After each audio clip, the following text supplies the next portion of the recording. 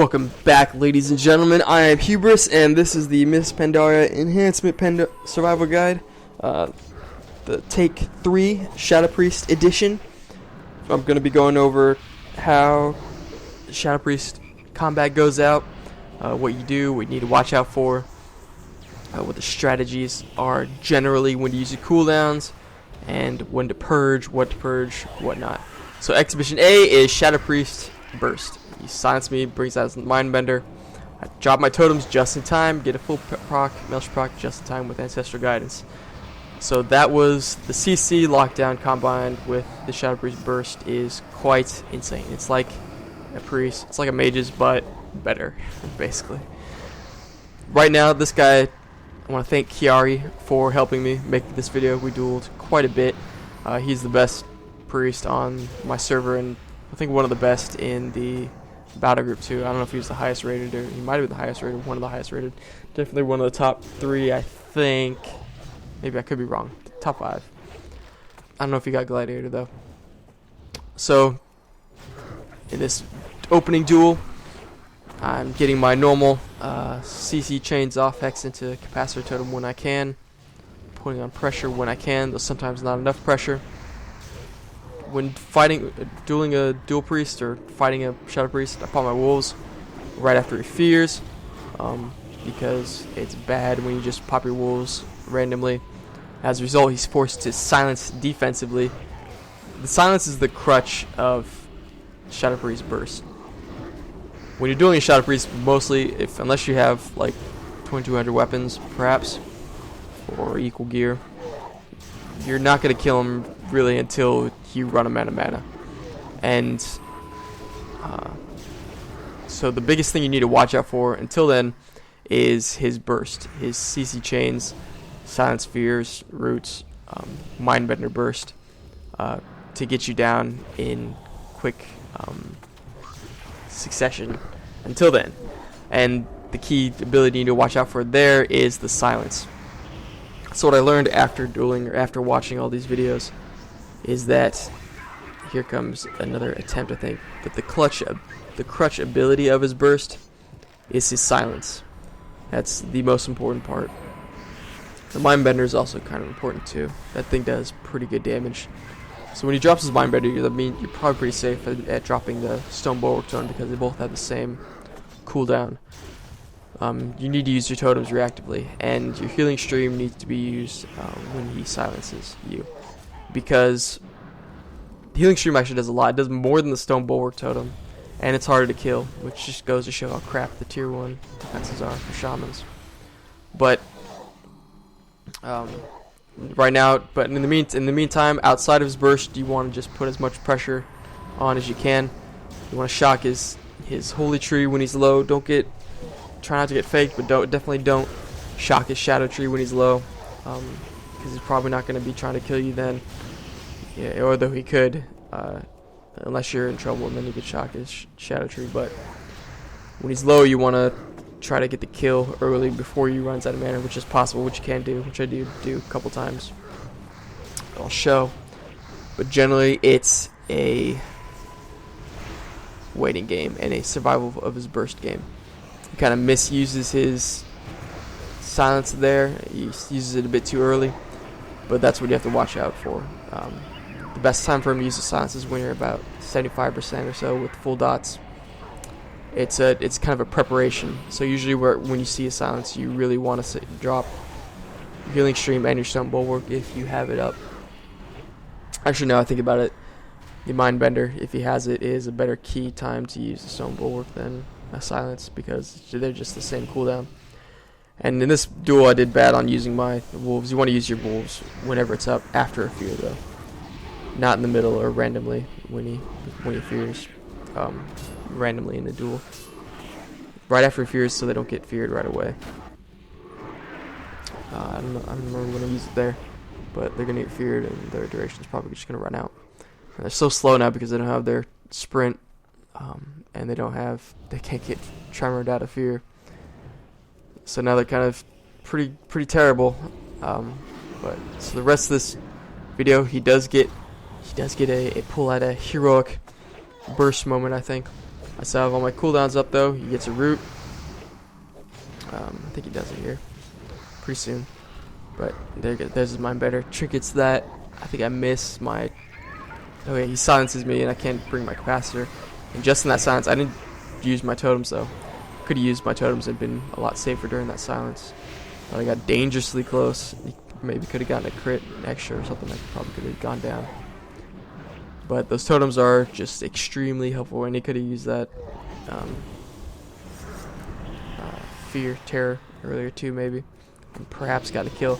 So the biggest thing is just watching out for that burst and just saving your defensive cooldowns for it.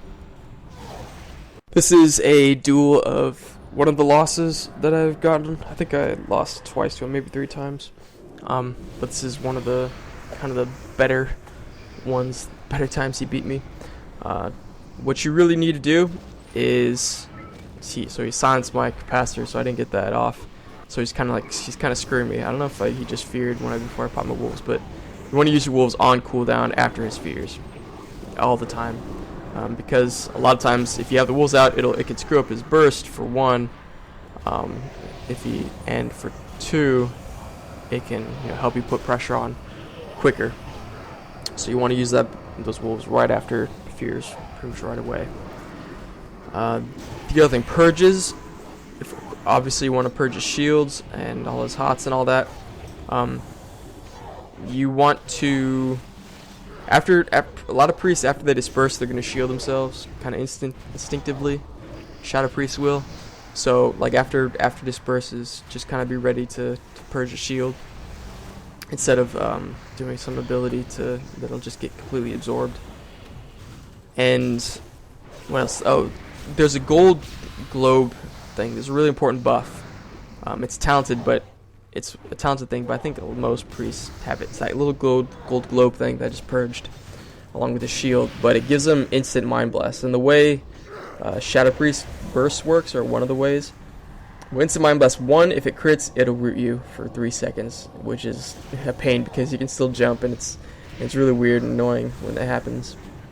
So you want to purge that, but also whenever they mind blast, they get a shadow orb, and I think the only thing the shadow orb's good for is increasing the damage of their devouring plague.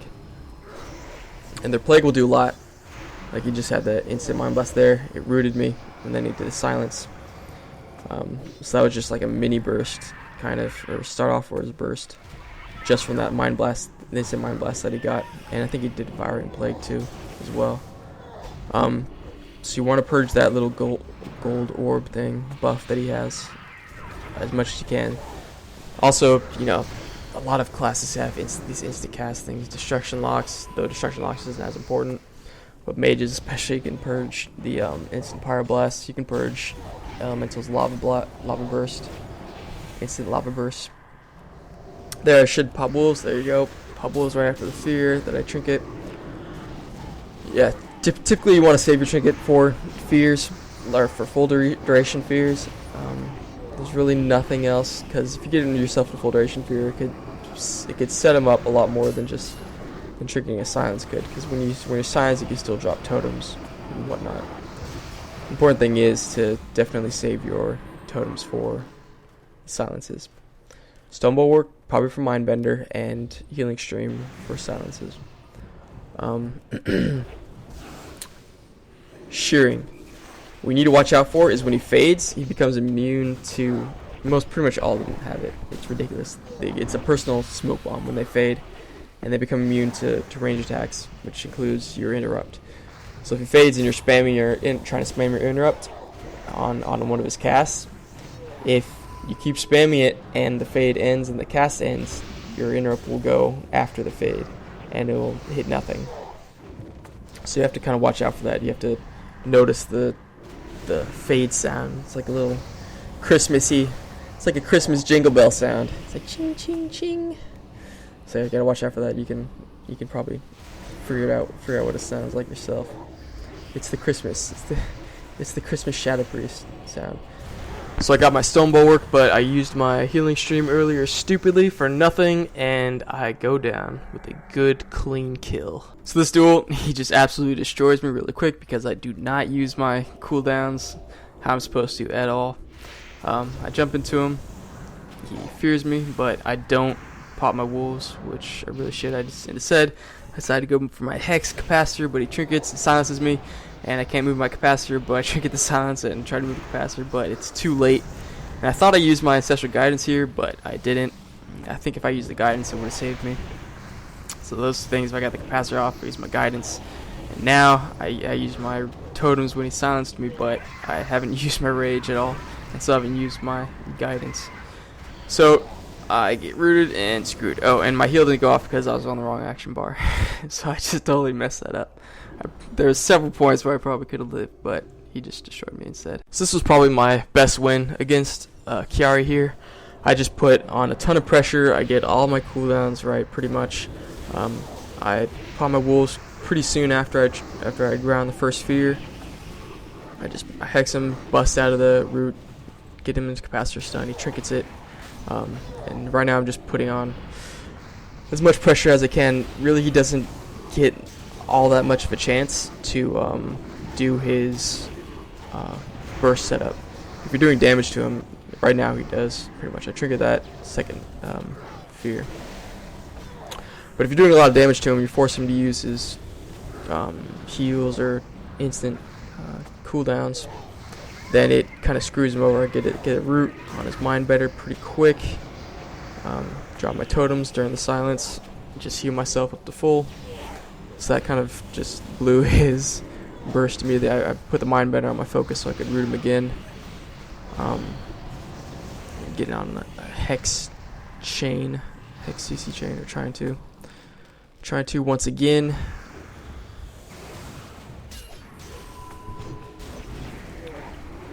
I don't purge that shield soon enough. Absorbs a lot of damage, but I constantly just stop his burst, and then he's forced to kind of heal himself, ground his vampire touch. He hasn't had any dots up on me for that was probably a good 10 seconds, which is great because it doesn't give him a chance to do anything. Now I see that he's setting up his burst. He fears me, so I think right after the fear, I rage because I know that he's trying to get a CC chain preparation. So the rage is slightly effective. You get a mind blast, yep. So I'm pretty low. I would be lower in that silence if it wasn't for that early rage. That's when you have to use rage. If you use rage after a silence, it's usually too late. And there's other stuff you can do. You'd have to do by then, like a heal or something. Also, if you can do wolves, maybe even before a burst. But usually you want to be using wolves on cooldown.